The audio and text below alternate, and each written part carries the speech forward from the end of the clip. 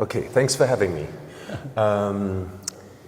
We are here at the Museo THYSSEN BORNEMIZZA, and you just told me a little bit about the history, how the museum and the art actually ended up being in Madrid.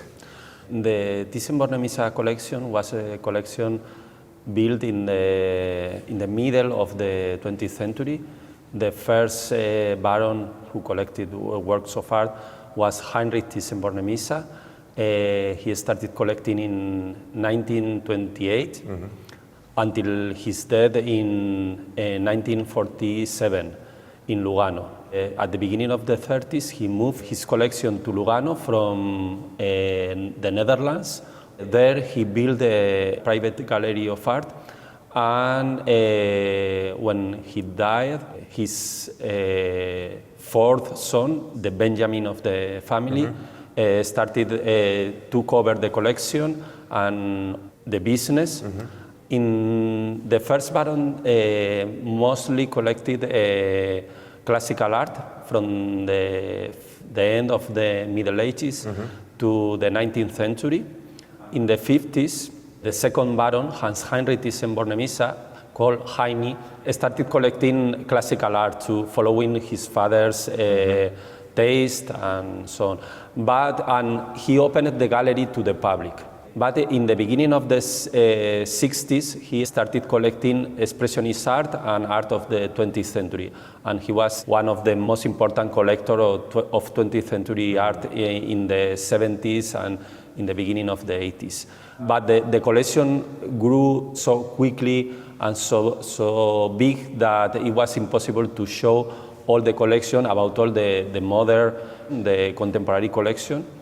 And he moved this collection in exhibition all over the world, and he decided to enlarge the gallery in Lugano, but the authorities denied the possibility, and then he looked for a new location abroad.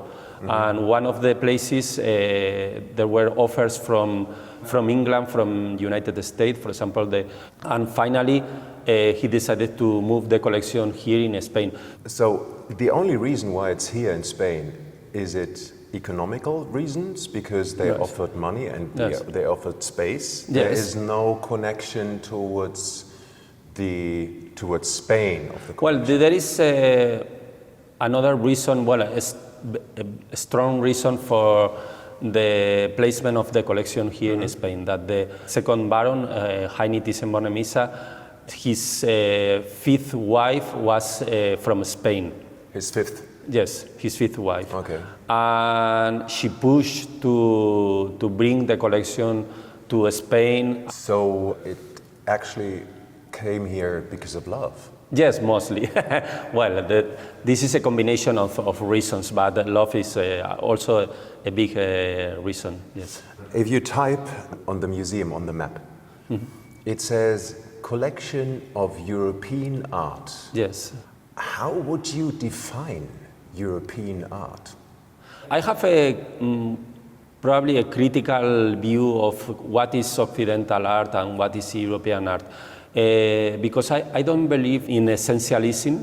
I don't think that there is an essential idea of what is European art or European culture. For me, it depends of the people, not of the borders.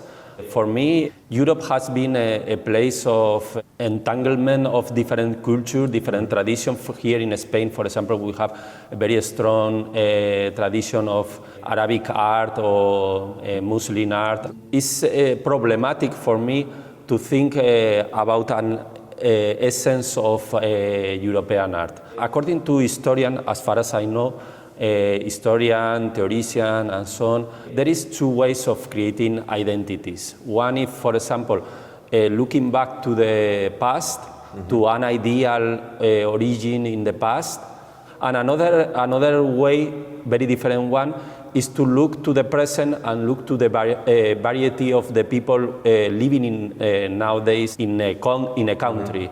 And I think these two points of view are quite controversial, and for me the idea of looking back to the past, to an original past, is something, well, maybe conservative and restrictive, because now Europe is changing and Europe should be open itself to others. The idea of closing borders, closing identities, for me is dangerous. And we are very, in our museum, in the THYSSEN BORNEMIZZA Museum, we know that our collection is an Occidental collection and mostly of European art, but we are very concerned of this limitation, and for us it's a challenge just to consider our collection as a part of a cultural world, a cultural more... Is the collection still buying? No, it's not buying. So it's not buying. It's closed. It's closed. The background is, in the old days, let's say in the Roman time, art and culture was made, dominated, paid by the emperor and its family. Then came the Christian and the aristocrats. Nowadays, well, you still have your king, but we're living in democracies. Yes, and who should be taking care of art and culture? Who's going to pay for that? Do you think it should be privately driven or stately driven? I will prefer state-driven. I am aware that only some people with money in general have the possibility of acquiring works of art. But once the collection is created, like in this case, this is a public museum, and I think it should be mostly the governments who take care of the museums. Even in the European Union, they have studied the influence of culture in democracy, in the cohesion of the society, and culture is a very important issue in order to create more participative societies. And I think art has not only aesthetical possibilities or task, but it's also important to develop the museum as a tool in order to empower the society, the people of the society, make them more conscious about the problems, the challenge of the society. Who makes the decisions? I mean, who's curating? Well, we have an artistic director, Guillermo Solana. He's in charge of any matter related with artistic contents in our museum. We know that our museum is about historical art from the end of the Middle Ages to the end of the 20th century. We don't want to think our museum and our collection only as something in the past, looking to the past. We try to connect our collection with the present.